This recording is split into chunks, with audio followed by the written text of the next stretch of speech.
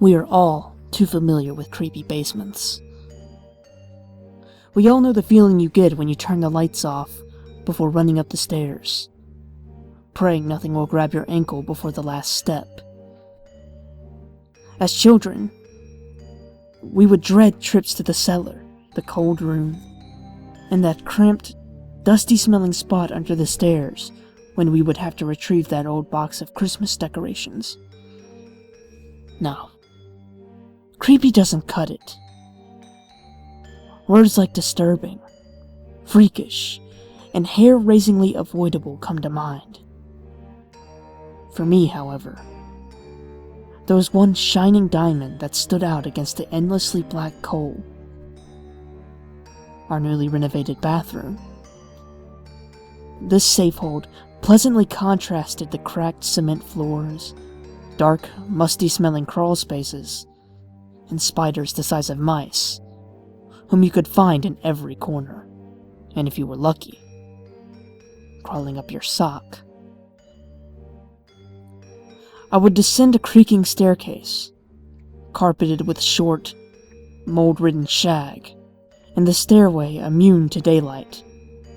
Scurry past a hole that seemed fit for a grabby hand, and finally step into the serene safety of the bathroom. Here I would shower, morning after morning. Here I would be protected by the solid oak door, the only remaining piece of the old bathroom, and the only part of the basement that filled me with feelings other than unease. Naturally, this was the last piece to be taken out. This was the one thing that was not like the others, and this thing had to go, according to my parents anyway. For precisely one day, meaning one night, one morning, one shower of which the trustworthy door would not serve as my protector. The door would be gone. I would have to wait while the new door was whisked in. This day is one I will hardly miss. The thought of this one day will later be the reason I decide to go to bed early or keep the light on while I sleep. Or more likely, don't sleep. I twist the knob, allowing an initial burst of frigid water to spit forth. A few seconds later, calming warmth follows. This shower is just like all the others, or so I tell myself. I step in and slide the frosted glass door shut. I peer through at the warped, glossy objects on the other side, morphed into entropy. With the door to the bathroom removed, I can see into my laundry room. I move side to side, and it looks like thousands of tiny creatures squirming around in the darkness, all of them knowing now is the time to strike. There is a certain feeling that engulfs one's body when they suspect there is another presence amongst them, and one of which they would rather not alert the attention of. It is somewhat akin to the feeling of standing on a freshly frozen pond. Then you hear the ice crack. You don't move. You try not to breathe. Currently, this is me. I fully step into the falling stream of heat. I shiver as my body warms up, but wince as my frozen toes burn. I squirt some shampoo into my hand and work it into my hair.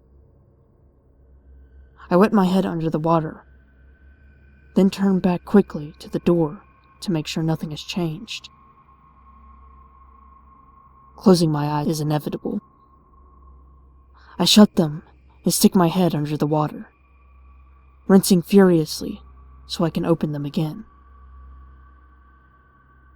With just my 4 senses against my fears, I begin to panic. It is then the blissful current of warmth changes to an icy blast. My back arches away from it. My mouth instinctively opens to let out a small gasp.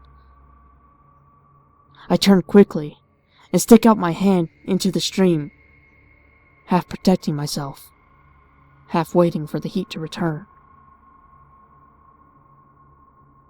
I'm still waiting. Still ice cold. I would have reached out and twisted a knob further to the left. I would have then waited and been rewarded with the return of the heated water. This all would have happened were there not already a hand there. I immediately opened my eyes, after what seems like every muscle in my body trying to burst through my skin. Following this is the stinging. All the suds pooling into my eyes send bolts of lightning coursing through my face. I need to open my eyes, but can't. There is a certain feeling one gets when they know they are in danger, but are deprived of their senses. It's the feeling you get when you wake up in the middle of the night from a strange noise and try to find the light switch. You slide your feet off the edge of the bed and tiptoe towards your door in the pitch blackness. Getting the lights on is your only thought. For some reason, the switch eludes you. Your hand frantically searches the walls, your heart beating into your eardrums as you turn in panic circles. Currently, this is me. This is all too much for my mind. I'm quivering as I shrink to the floor of the shower.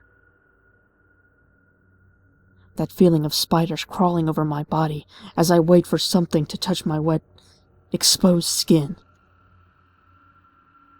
My eyes still burning, I cup some water in my hands from the running stream of ice. I splash it in my eyes, doing my best to open them at the same time. I blink a couple of times, with my face pointing down. I muster all of my courage to look at the knob, in the cold shower of water. Droplets fall and explode into mist off my head. As I turn to see, the hand is gone. I feel some warm life come back into my body. I was almost convinced I had imagined the whole thing. I would have stood up and finished my shower in the confidence of a warm flow of water and my newly found senses. This all would have happened if a cold wind had not blown and cooled the already frigid layer of moisture on my skin, sending a shiver through my spine and down my arms. I would have been so reassured if that thing would have just remembered to close the sliding door.